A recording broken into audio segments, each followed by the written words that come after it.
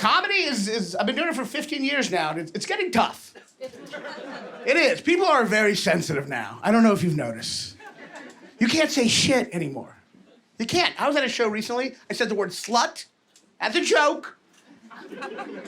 This young woman stood up. She's like, you can't say that. I'm like, really? Because of politically correct bullshit? And she was like, no, because of your lisp. You can't say the word slut. Fucking woke shit. It's out of control.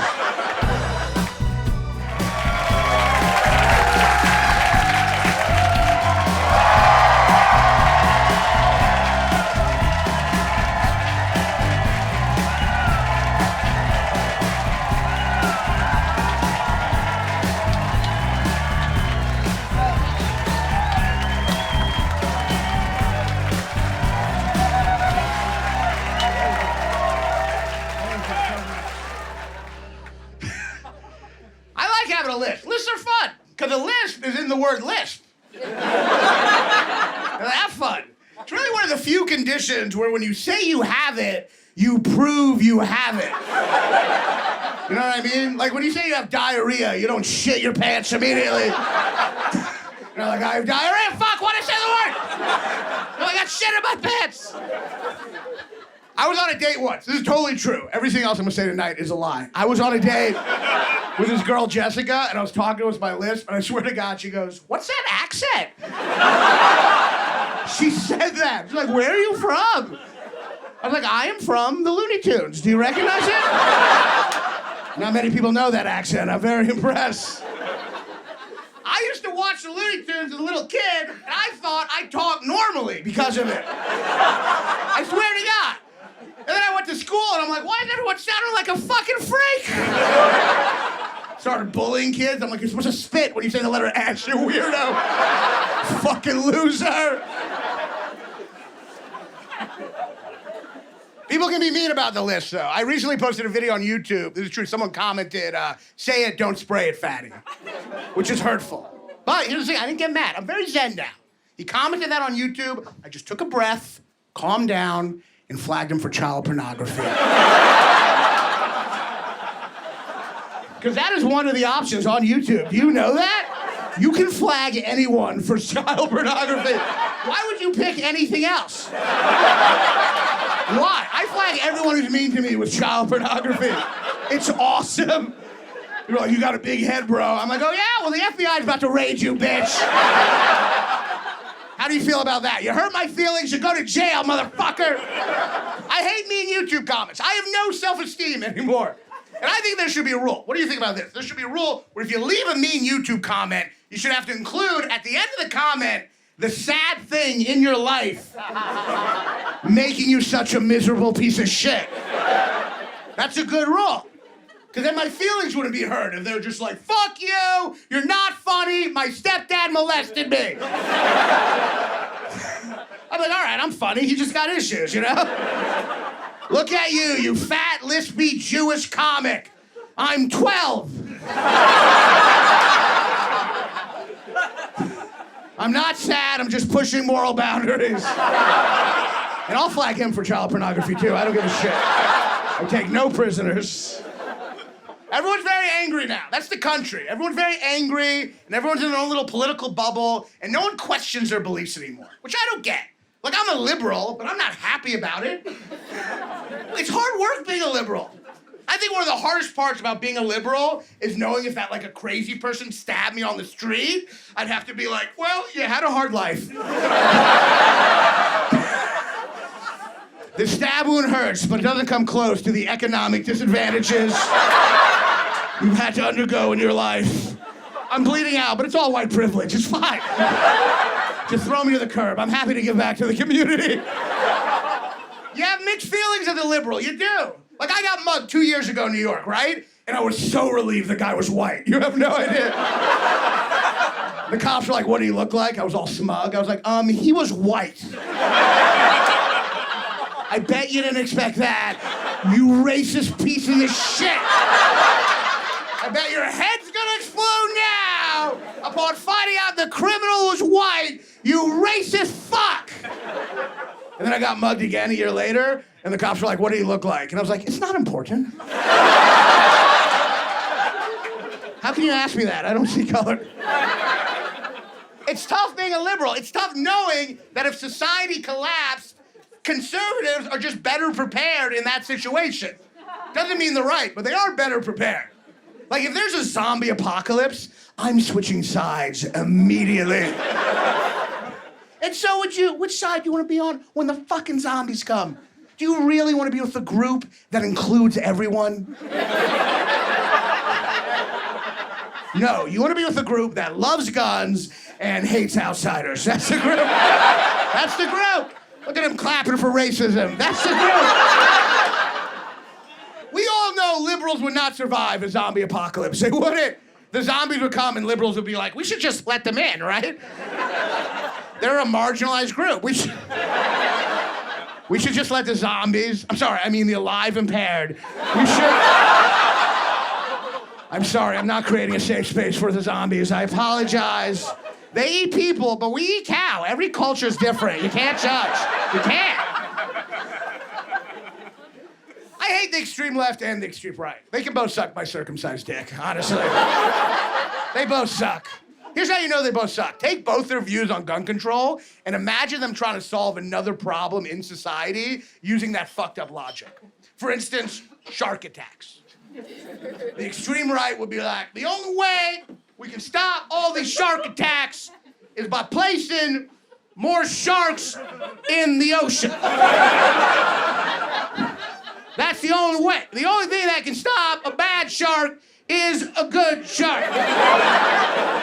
There is no connection between sharks and shark attacks. I know as I say it out loud, it seems like there is, but there isn't. Trust me. We gotta dump more sharks in the water.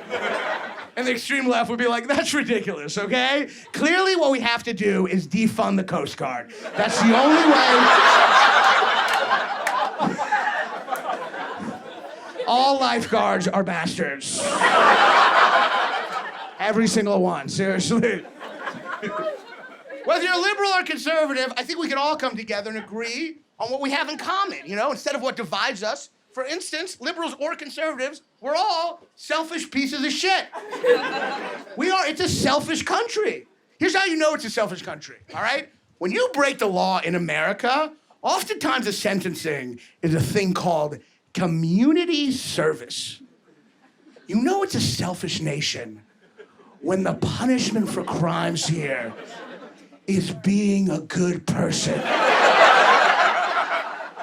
That's the punishment. That's the deterrent. We're like, you better not shoplift, because if you do, you're gonna have no choice but to help other people. Do you want that? And everyone's like, no, just give me the jail time. Seriously? Just give me the jail time. But there's still courage. It's not all cowardice. I was at a hotel recently in San Francisco, and I saw a very brave sign outside the hotel. The sign said, at this hotel, we welcome all races and religions. And I was like, man, that takes a lot of balls.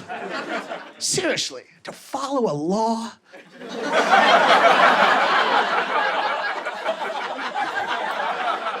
That everyone is already following. Over their water fountain, it said even black people can drink from this water fountain. I was like, this is a pioneering hotel. This hotel does not fuck around. It's just when you say something obvious like that, I feel like it makes everyone uncomfortable. That's my problem. Like, I'm Jewish, right? If I was at a country club and they're like, hey, by the way, all Jews are welcome here, I'd be like, well, now I don't feel welcome. Because when you say something obvious, what happens is it makes you feel like the exact opposite has taken place. That's the effect. And I'll give you another example to prove that. Let's say you're at like a Red Lobster, right? And imagine the waiter comes up and he's like, hey, by the way, just to let you know, no one here jerked off in the clam chowder.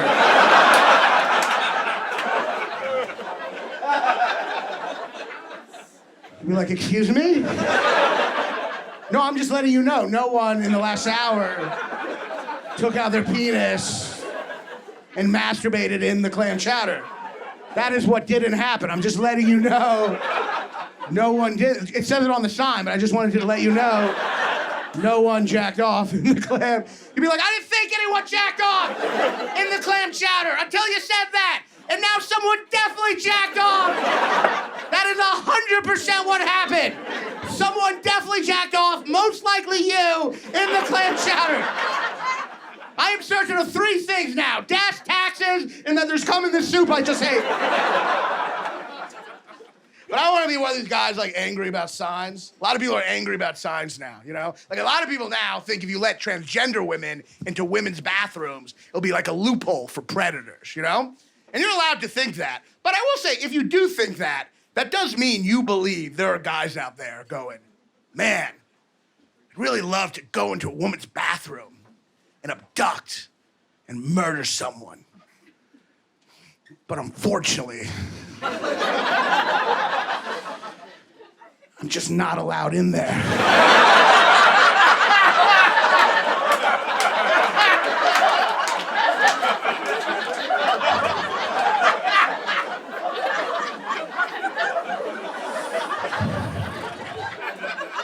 So I guess I'm just not gonna murder. Anyway, I want to murder. It's in my soul to murder.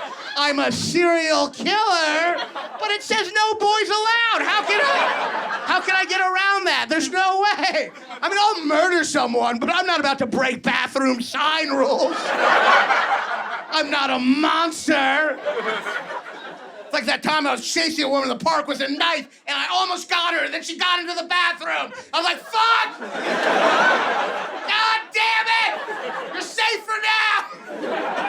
I'm gonna stand out here and wait for a bill to get passed.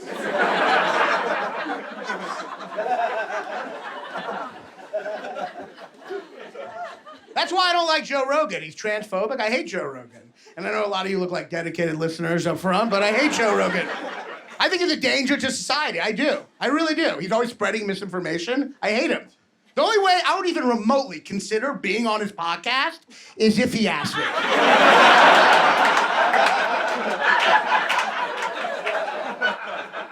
Other than that, it ain't fucking happening. I'm sorry.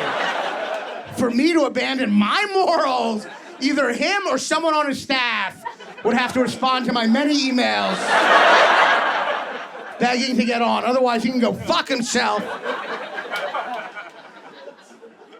But everyone gets offended now. A lot of people get offended, but it's always a double standard. Like, for instance, a lot of young woke people like to get offended by cultural appropriation, which I get. It's very hurtful. But I notice no young woke people ever get offended by what I consider one of the worst forms of cultural appropriation, which is hot people using body positivity.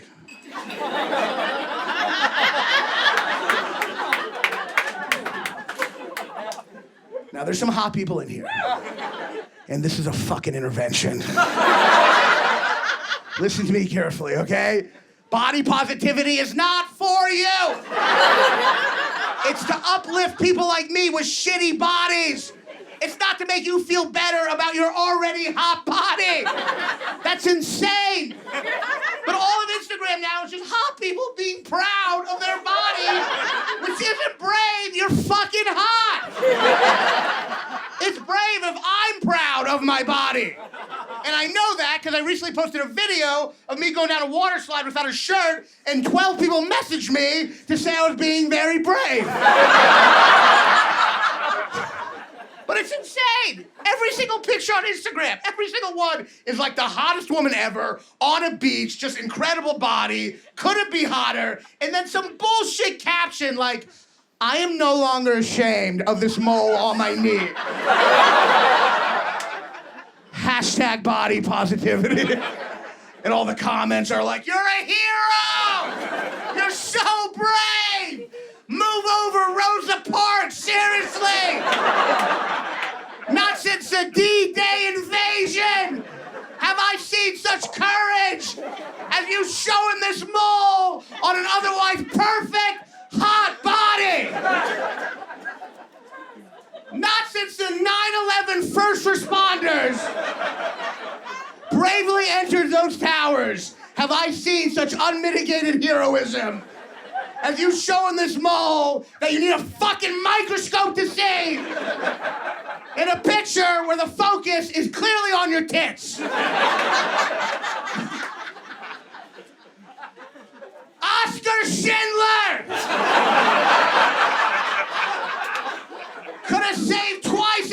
me choose. It would not come close to the level of valor you've displayed by showing this mole that's not even in the picture. A picture that you know everyone is jacking off to right now.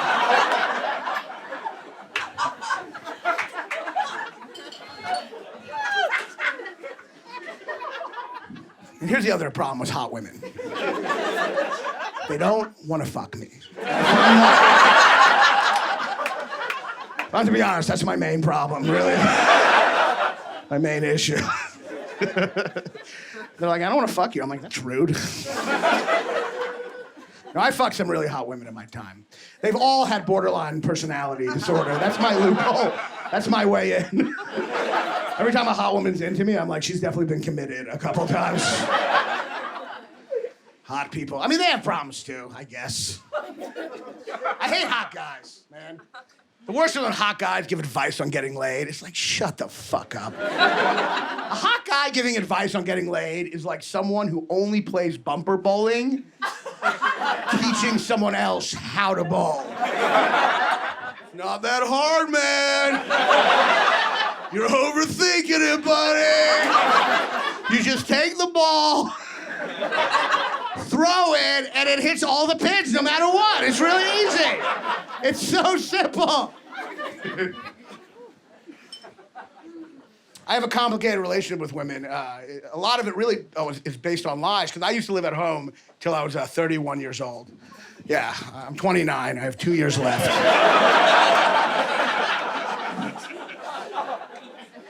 I used to live at home, and whenever they go on vacation, I bring women back to I was gonna say my place, back to their place. But I wouldn't tell them it was their place, because I don't want to look like a fucking loser. So I told them it was my place, which brought up a problem, which is that my bedroom at my parents' place is in the basement. And it turns out it's very hard to make women feel comfortable. And you're like, all right, this is my home. The house I own. Now let's adjourn to my living quarters underneath the earth. That's right, I live in the basement of my own home. What? No, I'm not Buffalo Bill from Silence of the Lambs. So instead of that, I don't want to look like a weirdo, so I take them into my parents' bedroom and have them think it was my bedroom. But it actually backfired, because now it's actually even creepier. Because now they didn't think I had a bedroom in the basement, but they did think I had, over my bed, a giant portrait of my mother on her wedding day. Just looking down at all the women I fucked. Like I'm gonna be like, is this one good enough for you, mommy? Does she live up to your standards, mommy? Watch, mommy, is she good enough for you? What? I'm not talking to you, I'm talking to mommy! Mommy! Even Freud would be like, that's a little on the nose. A little on the nose. My mom's great. My mom has butchered every movie title that's ever come out of her mouth. And usually it's hilarious. Recently, it was bad. She had just seen the movie Everything Everywhere All at Once. Remember that movie? Great movie about an Asian family, you know, multi-dimensional, whatever the fuck. Great movie. And I'm on the phone with her. I don't have a joke for this. This is just an actual exchange. I'm on the phone with her. I swear to God, she's like, I'm halfway through that movie that won the Oscar last year. And so far, I hate Asians everywhere all the time. I cannot stand all these Asians all over the place. I couldn't correct her. I couldn't do it. Because life is hard. And one of the few things that gives me joy is knowing that she could be at a party right now. This very second, and she could hear people talking about movies on the other side of the room and just yell out, have you all seen all these Asians everywhere? Not a fan. Not a fan.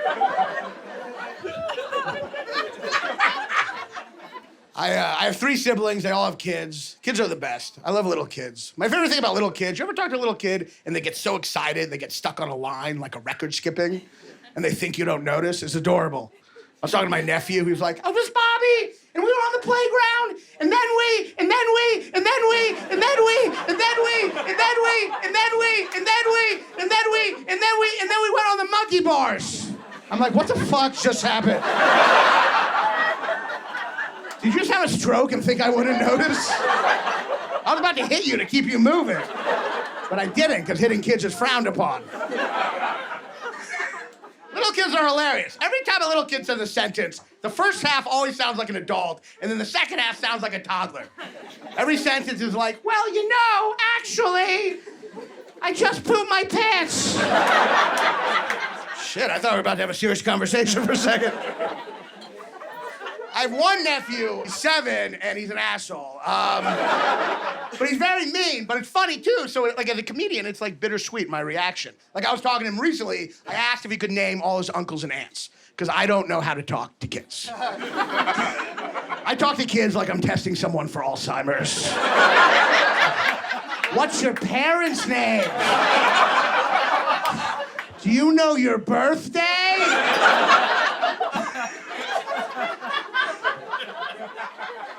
So I'm talking to him, and I go, can you name all your uncles and aunts? And I swear to God, he looks at me and he goes, they already have names, idiot.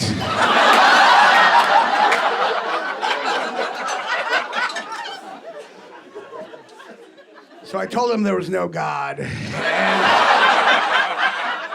And then I flagged him for child pornography.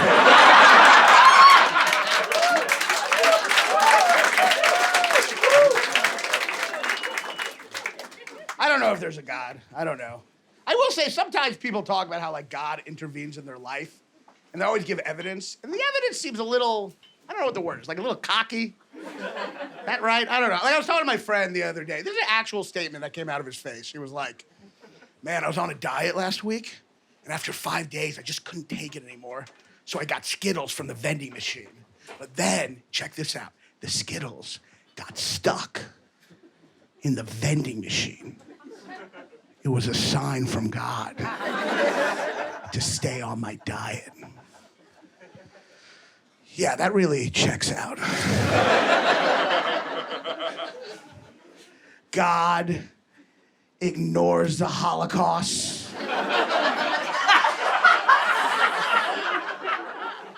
And the Rwandan genocide. And then he sees a fat guy about to get Skittles. And he's like, I can no longer stand silently by.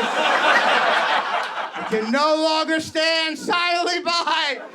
The cries of men have fallen on deaf ears through the history of civilization. Every atrocity, I wasn't home. But I will break the law of the physics just this once. This chubby asshole must stay on his keto diet.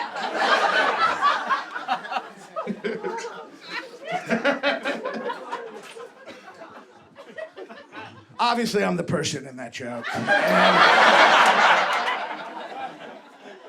I try to diet, but I'll get fat on any diet. What? What? Oh, okay, shit. Apparently, I sweat so much that it literally has to stop production.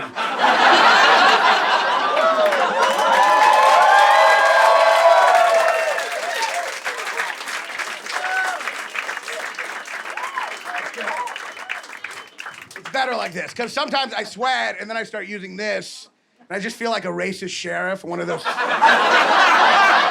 civil rights documentaries, you know? Like Eyes on the Prize. I always cut to like a fat racist sheriff, and he's always like, we don't need you Yankees coming down here and telling us like this.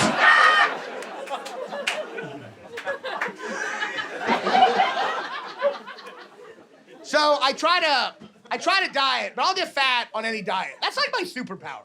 I will find the loophole in any diet.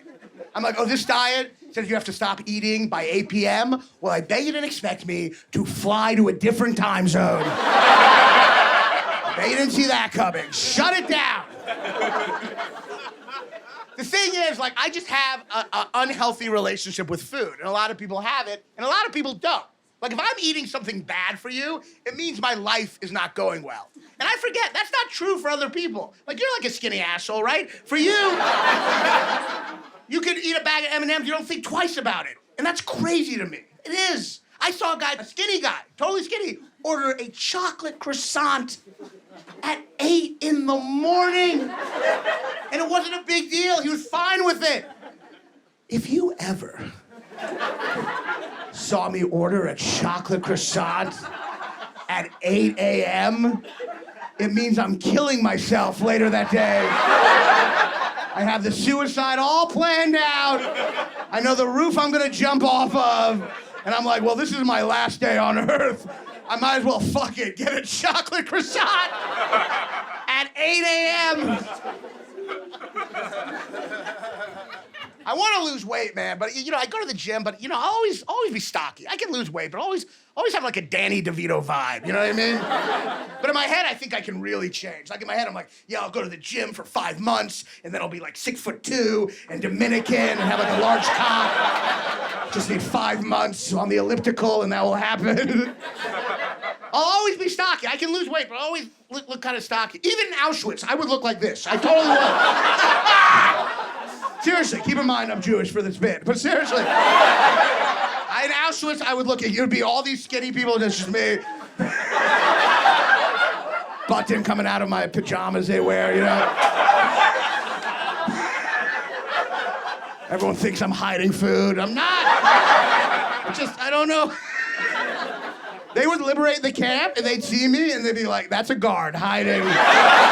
Get him right now. Like, I'm not a guard, I can't lose the weight. It's part of my, and he's like, all right, you've convinced us you're Jewish. I'm glad you all laughed at that. That's a tough joke to laugh at. Because it is a joke about Jews being annoying within a Holocaust joke.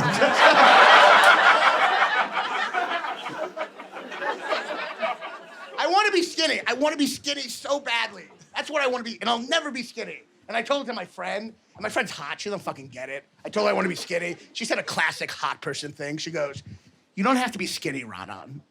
You just have to be healthy. That's what matters. I'm like, sure, that's true.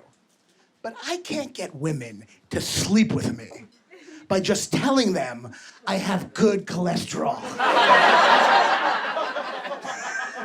You know what I mean? That's not like a good pickup line, you know? I can't go up to a woman at a bar and be like, hey, baby, I know I'm fat, but it's all from avocado, the good fat. This is all good fat, baby. It's all virgin oil. You gotta be attracted to it. It's not gross, it's the good fat. Where are you going? You haven't even seen my triglyceride levels yet. Come back here. You're gonna get so wet when you see my lipid count, I swear to God. Oh my God, you're gonna get so wet. These bitch tits are from sugar-free cookies, seriously. I'm very self-conscious about my weight. I weighed myself the other day at 7 a.m., prime weighing time. Women know what I'm talking about. Prime weighing time. And it was a high number on prime weighing time. And I told my friend, and my friend goes, well, you gotta weigh yourself naked. I was legitimately insulted. Seriously, I'm mad bringing it up right now. I was like, dude, do you think this is my first fucking rodeo? Are you kidding? I'm always naked on the scale. I invented being naked on the scale. Are you out of your mind? It's a fine process. I'm naked. I just took a shit. I shaved all my pubes. I have 1 foot off the scale. Even at the doctor's office, when the nurse tries to weigh me, I'm like, I'm getting undressed. You can stay here or not. But this is happening. I'm getting undressed. I'm gonna take a poop, and then we can do this, okay? Because I'm not gonna weigh myself at 4 p.m. Fully clothed? Are you out of your fucking mind? You wanna ruin my entire month? And definitely not at the doctor's office where they always put you on a scale that looks like the first scale ever invented. Are they ever gonna upgrade that shit, ever? You know what I'm talking about? It's like a pole with weights on top. It's the same scale Archimedes built in the year 1. It should be in a natural history museum, but instead it's in every doctor's office. And it sucks, because it doesn't even tell you the weight. You stand on it like it's the scales of justice. And then the nurse stands behind you, looks at you, guesses in her head just how fat a piece of shit you are. And then does these mathematical calculations that take about like an hour and a half. Like, all right, 150 plus 50. You're fatter than I thought. Don't worry, we'll get her on the second try. I always get her on the second try. 150 plus 90. All right, hey, you're less fat than my second guess, but you're still more fat than my first guess. Don't worry, I have a formula to get to my third guess. I'm like, can you just get out a digital scale for the love of God? Can we please stop playing The Price is Right with my fats?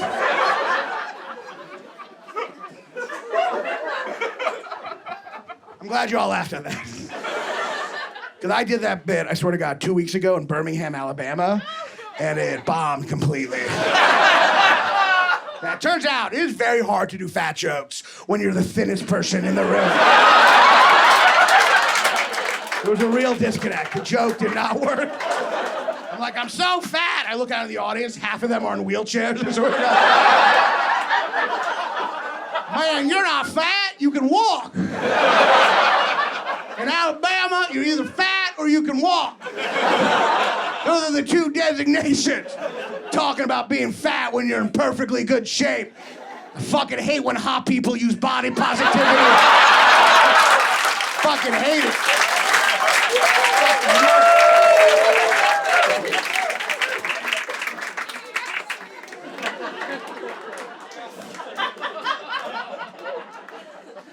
Yeah, I was in Alabama. Before Alabama, I was in Florida, and I like Florida. A lot of people shit on it. I like it. Florida's an interesting place. Florida now has like this weird mix between like fascism and libertarianism. Everyone there is like, I don't want any gay books in the library, and also that's my alligator, and I can fuck it if I want to. Get those gay books out of here, but let me fuck my alligator. I was in Key West at a gig, and there was roosters all over Key West. And they were really annoying. They were waking me up every morning, and I was curious why roosters wake you up. I had no idea. And now that I'm annoyed, I was like, you know what? Let me look it up, you know? So I looked it up, why roosters, you know, crow in the morning. And it's interesting. Does anyone know? It's a mating call. That's how horny roosters are. Just think about that. I mean, I'm horny, but that's a whole other level. Just think about that. The minute they wake up at 4 in the morning on someone's roof, they open their eyes and are like, someone fuck me right now. I am ready to fuck right now. Someone fuck me. I have been up now for, oh my God, 3 seconds. And no one has had sex with me! This is an outrage! Someone fuck me right now! Fuck me, fuck me, fuck me! Everybody wake up! Wake up! You all think you can sleep while I'm this horny? Go fuck yourself! Wake up and why don't you fuck me? I've now been up for 10 seconds! Fuck me! Fuck me! Shut up, Rooster! I'll shut up when a chicken sucks my dick! Then I'll shut the fuck up! You wanna suck my dick? Please suck my dick! You don't understand the agony. It's been almost a minute since I've woken up. Suck my dick. Please.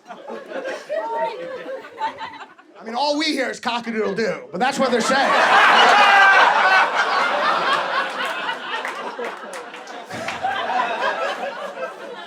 My favorite thing on the road is when I do that bit and someone comes in back from like the bathroom halfway through the bit. So they just see me on stage going, fuck me! Someone fuck me! Any of you, fuck me! The person's like, wow, he's really doing the subtext behind comedy now.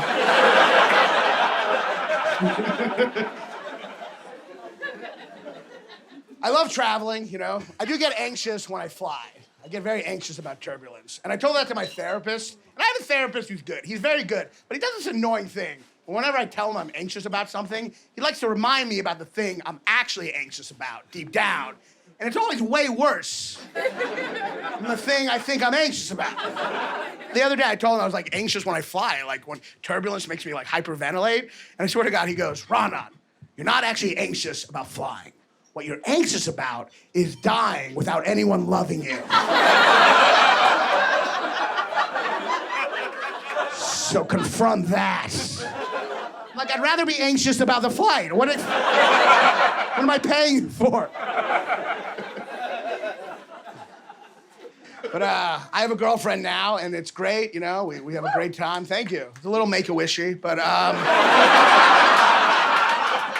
you did it! Someone fucked you! Someone answered your call. We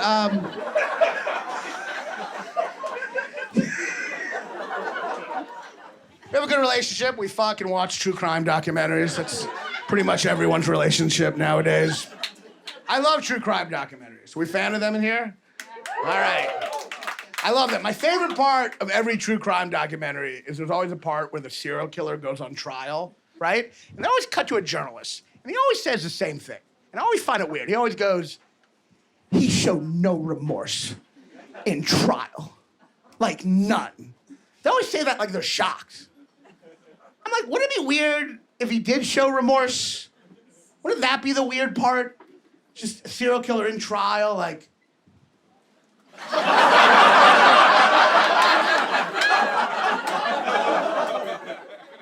Oh my God! Holy shit! I can't believe I fucking ate 12 people! What the hell was I thinking? Is that the family members? I forgot about the family members! I totally forgot about you! I feel so much remorse. You gotta let me go. That's how bad I feel. As you get older, your reaction to serial killer documentaries change. This is part of getting older. Like I saw one recently, and the narrator, and it said, and the serial killer had hid 22 bodies in his home. And my first thought was like, God damn, that's a lot of square footage. Do you know what I mean? I was like looking around my studio apartment. I'm like, I could hide 2 bodies in here, tops. And that's not a brag, by the way. I could hide them, but I couldn't have people over. That would be the end. I couldn't have a party. That would be a very tense party. Hey, Raanan, can I get a beer from the fridge? I'll get it. I will get it. Let me open it without you looking. Me and my girlfriend have been together for about 1.5 years, and it's going great. We're thinking actually about having kids, and she's worried. She's like, I'm 37, what if we try to have kids, and I can't have kids? And I'm very sincere, because to me, I was like, babe, it's not a big deal. Like, if you can't have kids naturally, like, worst case scenario, we'll just have a better life. It's fine. It's fine. Worst case, nightmare scenario, all else fails, we'll just be well-rested all the time. We won't age rapidly like all my friends. I love being in a relationship, but it's always been hard for me to be in a relationship. I always run away. And this is the first time I've gone past 1 year. And it's because I have low self-esteem. I hate myself. This is how low my self-esteem is. When someone's into me, I view that as a red flag. Do you understand the level of self-hatred in that thought process? I'm like, oh, she's attracted to me? Fucking psycho. The problem is, I always fantasize about women who aren't into me. That's my big thing. I always fantasize about them. And the reason that is because I got rejected a lot growing up. I remember I was in Louisville when I was in college. And I remember I told this girl I was in love with her. I like really opened up to her. It was hard. It's the most love I ever felt. And I remember she said, and I quote, "I see you more like a brother." Yeah. Now, fortunately, we were in Kentucky, so I still had a shot, technically. At best, it was mixed signals, you know? It's a little joke to deflect the pain. But I always fantasized about women who aren't into me, and the reason that is because I got rejected so much as a child. That was my childhood experience. So now when a woman's not into me, I'm hurt, but I'm also nostalgic. She's like, "I don't want to fuck you," and I'm like, my childhood. And then when a woman's into me, I want to run away, you know, because I have trouble loving and being loved. But I'm trying to question my beliefs and really let myself be loved. And my girlfriend's great. She makes it easy. She's awesome. She's smart and beautiful. She's hot. She does not have borderline personality disorder. And she did make me say that. She's great, and she's a survivor. She survived open heart surgery last year, and she's doing great, yeah. Yeah. And it really brought us closer together, because now we're both out of breath when we go upstairs, and that's a bond. You know what I mean?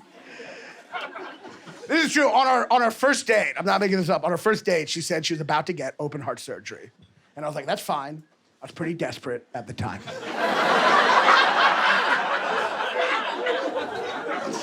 I'm just telling my story.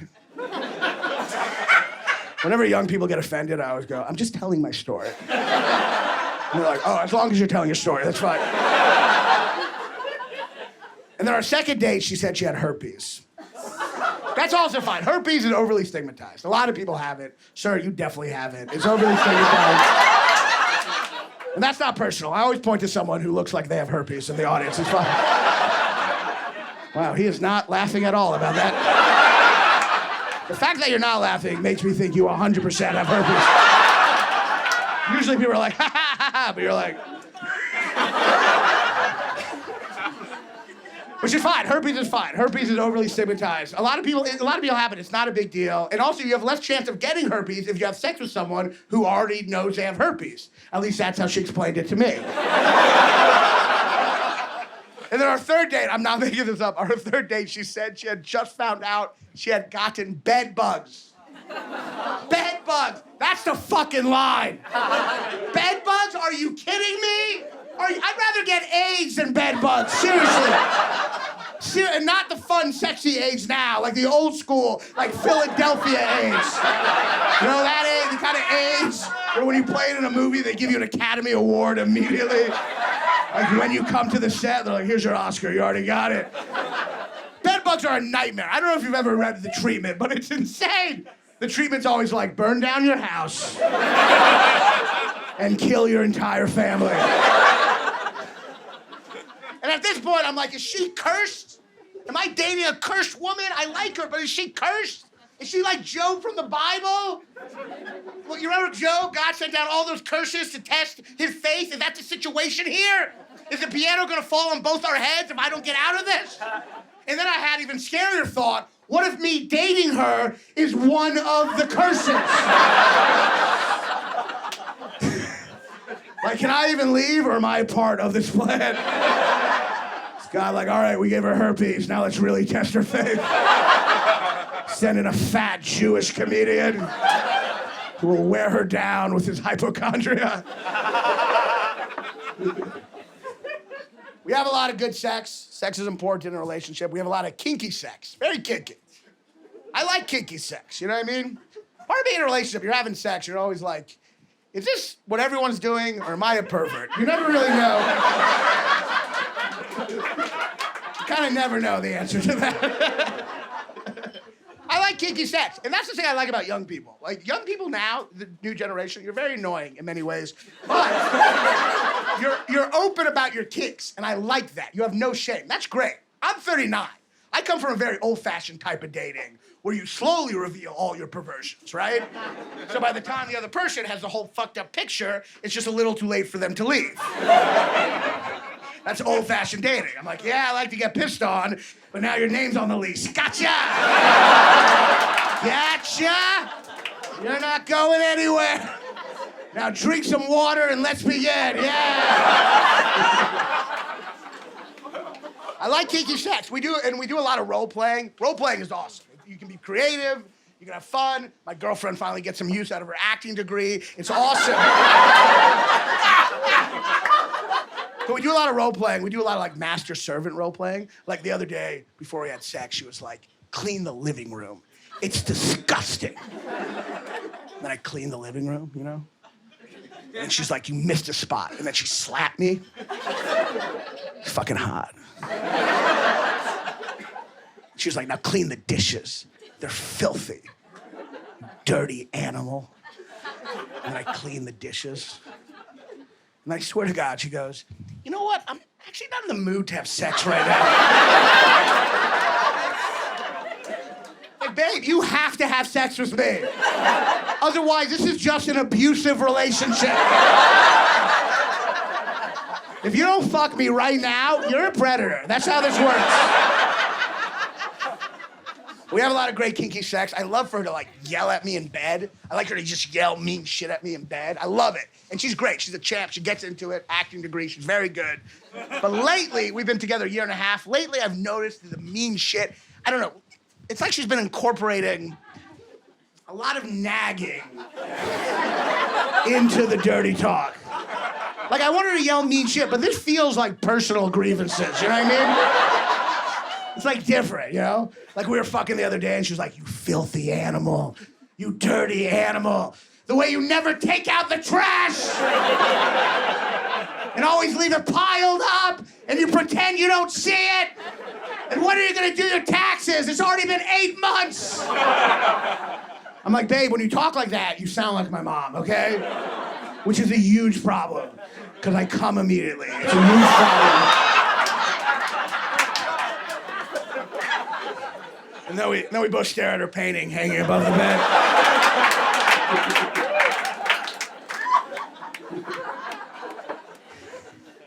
I love my girlfriend. She's a therapist, and she also believes in the horoscope. And I always tell her, you should not let your patients know that. Because those don't mix, those two things, therapy and horoscopes. What do you say to someone who's in your office crying, who's like, I keep on pushing away people my whole life, I don't know what to do? And she's just like, well, there's nothing you can do. You're a Sagittarius. You're kind of fucked. Nothing? I mean, you could have not been born in November, but it's too late for that. I'm glad you all laughed at that. Because there's a lot of women in here, so I didn't know how that would go. What? It's mostly women who believe in the horoscope. That's a stereotype, but it's also 100% true. It's women and gay men who believe in the horoscope. There's only been one straight man to believe in the zodiac, and he was a serial killer.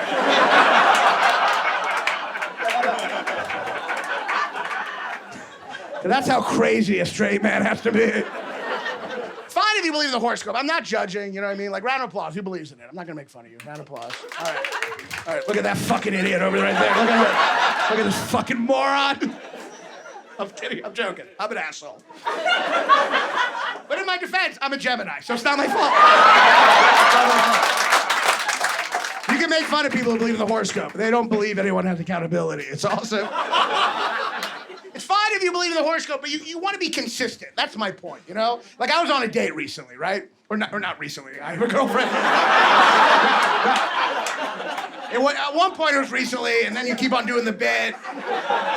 And it's been like 2 years. The date was 2 years ago. It was. If I'm gonna be completely honest, it never happened. I'm making it up.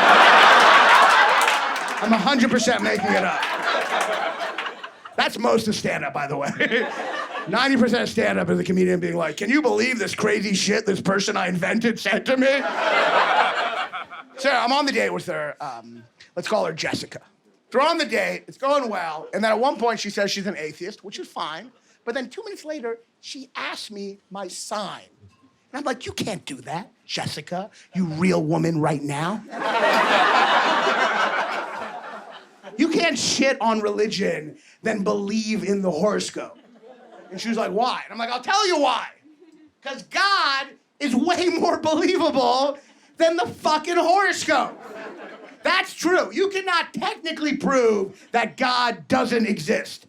But you can quite easily prove that not everyone born in June has the same personality. That information is out there for anyone to see.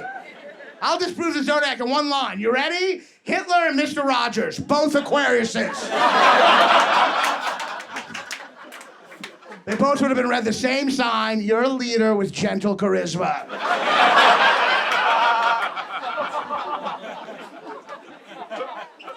Now, what I love about that bit is whenever I do that bit after the show, there's always someone who comes up to me every time and goes, you know, Hitler was a Taurus.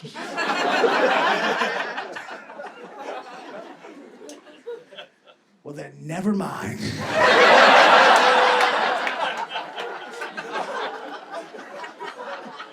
And also, I know Hitler was a Taurus. I'm a Jew. I know everything about Hitler. I've read like 5 biographies. I also know a couple historians believe that Hitler might have been a quarter Jewish. And when I read that, I was like, God damn, they really do blame everything on the Jews, don't they? Really? Even Hitler is our fucking fault, really? Even Adolf Hitler, just another scheming Jew, apparently. But here's the thing, Village Underground. I know Hitler was a Taurus, but I've done this joke saying Adolf Hitler and Mr. Rogers are both Tauruses. And you know what? It doesn't get a laugh. Because Taurus is not a funny sound. It's clunky. Aquarius is a funny sound. It is. It's whimsical. It makes you think of the musical Hair. And I'm not going to change it to make it more accurate to the horoscope when that version doesn't get a laugh. And when I tell that to people, they're like, well, why don't you just do 2 other historical figures who have the same sign? I'm like, don't you think I fucking tried that? You think this is the first time I'm doing this bit? I've worked this bit from every fucking angle. I've tried that. It doesn't work. For a while, I did Charles Manson and Bill Gates. But the problem is, I perform in the South, and there, they don't know who the bad guy is in that scenario. It doesn't work. And after that, I did Pol Pot and Mother Teresa, and that worked for a while. But then I saw a documentary about Mother Teresa, and it turns out, bit of a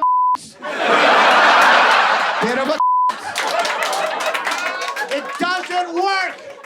Hitler and Mr. Rogers are perfect. They're the exact opposite poles of human nature. They have no overlapping behavior or characteristics, and I'm not going to change it to make it more accurate to the horoscope, because the horoscope isn't fucking accurate. I'm not going to be fact-checked by something not factual. I hate the horoscope, because the horoscope is like any other dogmatic belief that distorts your reality. And only once we've really fucking questioned our beliefs and actually been skeptical of our own brain, only then can we free ourselves from the conspiracy theories and dogma and extreme ideologies that has almost bankrupted America. And I put horoscopes in that category. But mostly I hate horoscopes because they're just made up. And that's insulting, because as a comedian, I don't make shit up.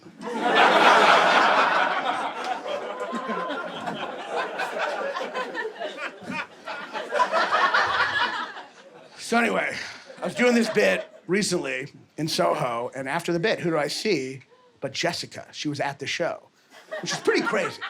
I mean, what are the odds?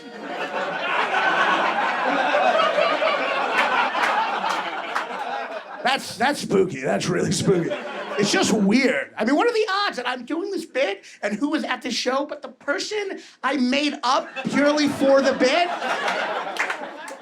Between this and the Skittles, maybe God does intervene in ways I didn't. So we started talking, and she looks great still. But, you know, I'm in a relationship now. And my girlfriend is great, and I love her, and Jessica is not real. She's a fantasy. So we started talking. At one point, she goes,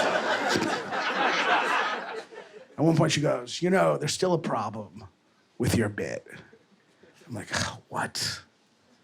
She goes, here's the problem. You say Hitler and Mr. Rogers have no overlapping behavior or characteristics.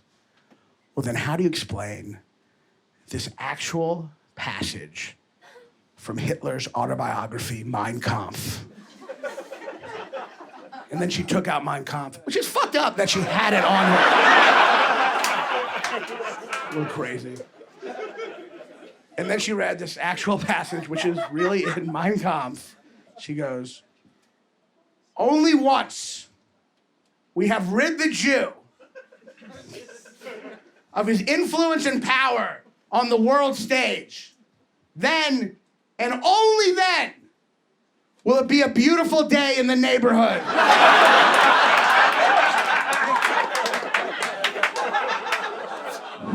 Fucking Jessica. Life is not just a dream. Well, it is, but it's got time that binds it. Time to wake up and see there's so much more to get out of it. Say me going.